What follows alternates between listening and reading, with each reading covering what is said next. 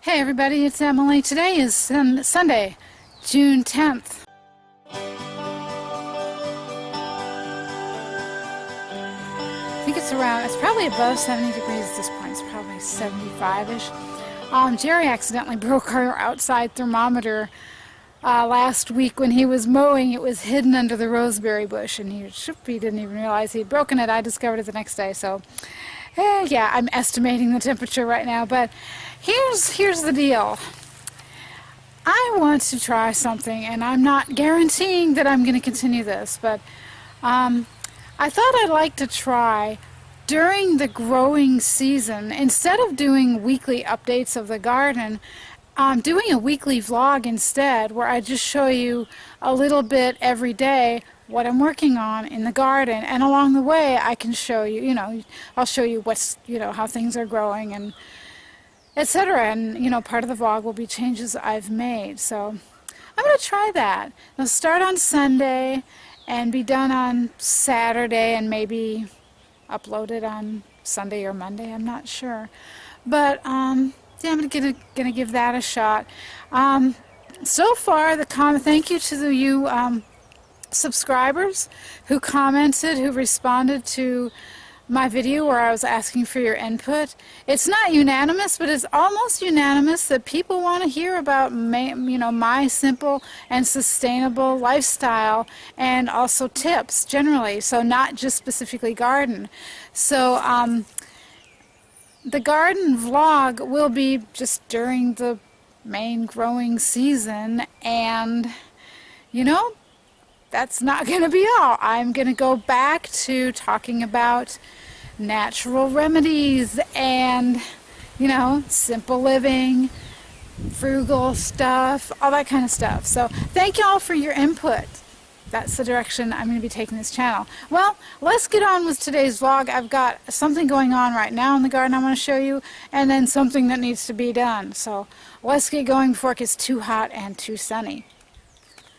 Alright, first thing, I'm going to have to put down this camera and run in and check the time a little bit. I should have brought, we have a watch. I need to bring the watch out. Wow, this is still dripping.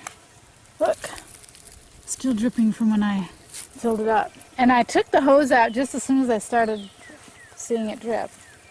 But when so this is the first thing I'm showing you, is that, time to refill the SIP beds. This still had the pepper bed. I'm calling it the pepper bed because that's mainly what's growing here this year. The pepper bed had about an inch of water left, but I transplanted a red Malabar spinach from over there to over here last night, and the soil felt pretty dry, so I thought, I better put some more water in it. So the other one, the tomato cucumber bed, I stuck the yardstick down at the bottom, and it was completely dry, and it hasn't even been a week yet. So I told Jerry, I said, gee, maybe we're going to end up filling this one every 10 days, or this one every 5 days, excuse me, and this one every 10 days. We'll see. I don't know. Anyway, but I have to keep track of time for the filling of these beds. I also want to show you, this is a dwarf cucumber. If you watched my video about my first cucumber harvest, this looks really, really sad in the sun. And it might look really, really sad and wilty today, I don't know. But if we click on this side, where'd it go? There it is.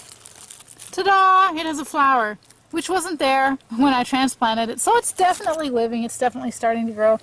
It thinks it's going to hang on to this. But what I'm going to do is, once the kale here goes to seed, and I take this cage off, I will just very gently rip off all the tendrils so I can remove the cage. But yeah, my dwarf cucumber has survived. And we're going to talk more about the cucumber in a moment, but another update for you right here. I did it. I switched out the short tomato cages for the tall ones, because I know from experience that I was going to regret it if I didn't do that right now. Pepper plants will get very large if their roots have enough room to grow. So yeah, So, by the way, I've said this in previous videos, in my previous summer garden videos, do not use these things to stake tomatoes. They're way too small. They're not strong enough. I don't know why nurseries and such continue to market these as for tomatoes. They're great for peppers, but they are not strong enough or tall enough for even determinate tomatoes will get a lot bigger than you think. Alright, so let's move on. I've showed you about refilling the SIP. Here's my next thing. What did I do with the... Alright, so I brought the watch out, and whoops, sorry kale, and I brought the cucumber seedling. I mentioned in another video that I freaked out when that other cucumber didn't seem to be growing.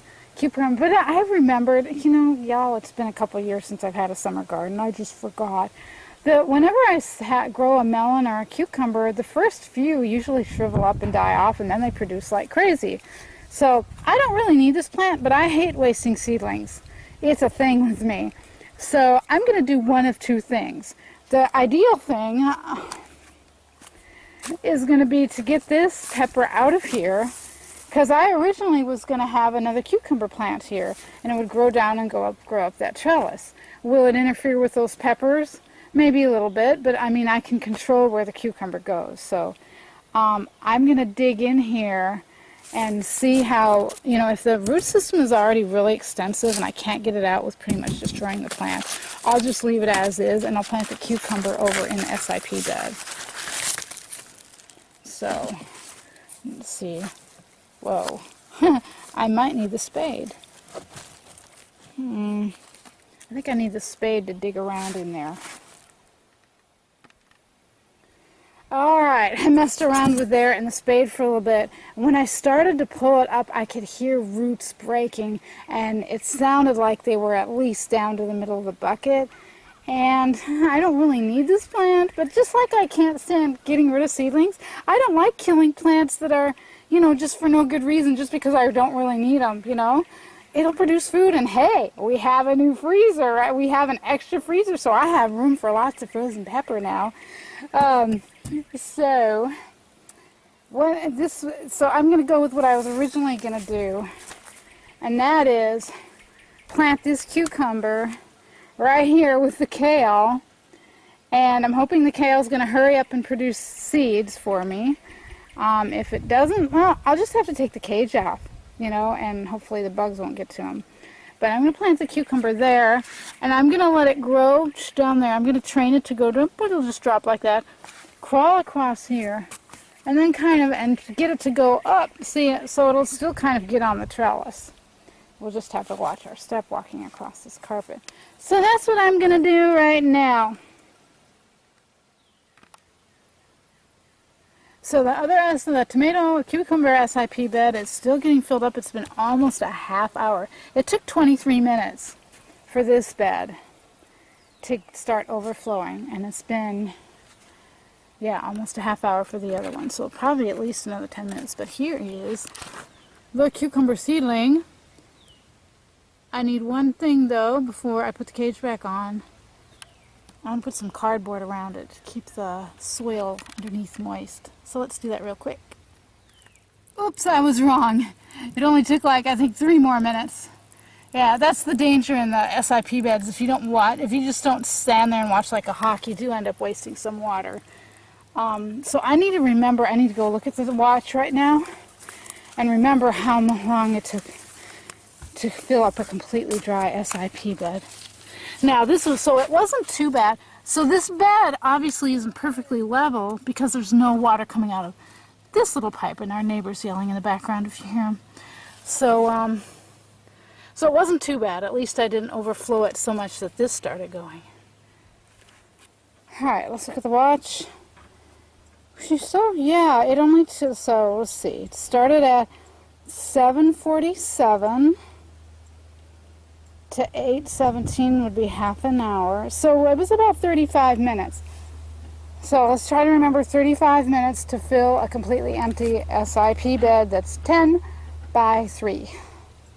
Now, I've got the cucumber all settled in with cardboard mulch. All I need to do is put some some rocks down so the wind can't blow the cardboard away, and get the cage back on.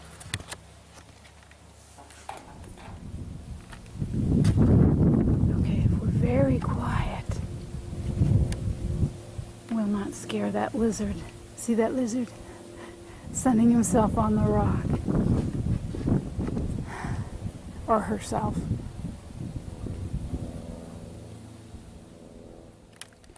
Alright, we're all set. The cage back on. I'll let Jerry to building the shelter for our generator, which has been a long time coming. Getting it over to the house and building a shelter for it, so if we ever need it, it's actually right there and we can just get it plugged in. But I'm going to wrap this up for Sunday. Well, it's still Sunday. I went in and sat down and edited that video together. Everything else you just saw, and it turned out after I did all the editing and clipping out little bits, it was still over 10 minutes. So, I'm following the golden rule here, do unto others as you would have them do unto you. I prefer videos that are shorter, like, 10 minutes and under, because, I'm not subscribed to just one channel, I'm subscribed to a bunch. So, I would rather watch a short video from a channel every single day than, a 30, 45-minute video once a week from that channel. So, yeah, I'm going to do my best to keep the videos at 10 minutes or less, and this one is obviously already over, but I'm just going to play it by ear then with the vlogging, and it might be just one day, it might be 2 or 3 days worth of clips that I put together as one vlog. It may be one day I'll be able to, have just 7 one-minute clips, 1 minute a day, who knows, but just playing it by ear. So, that said, I am wrapping up this vlog on Sunday, and I'll be uploading it very soon, and I will see you soon for another video. I know when I said I was coming back in a video where I said it's not YouTube, it's me, hello, I'm back, that I was going to upload once a week. Well, I didn't realize I was going to get so enthusiastic about YouTubing again. So, my goal is at least one a week now, and who knows, might end up being most days a week a lot of the time. So, I'm done. Thanks a lot for watching. I'll see you for the next one. In the meantime, take care and be well.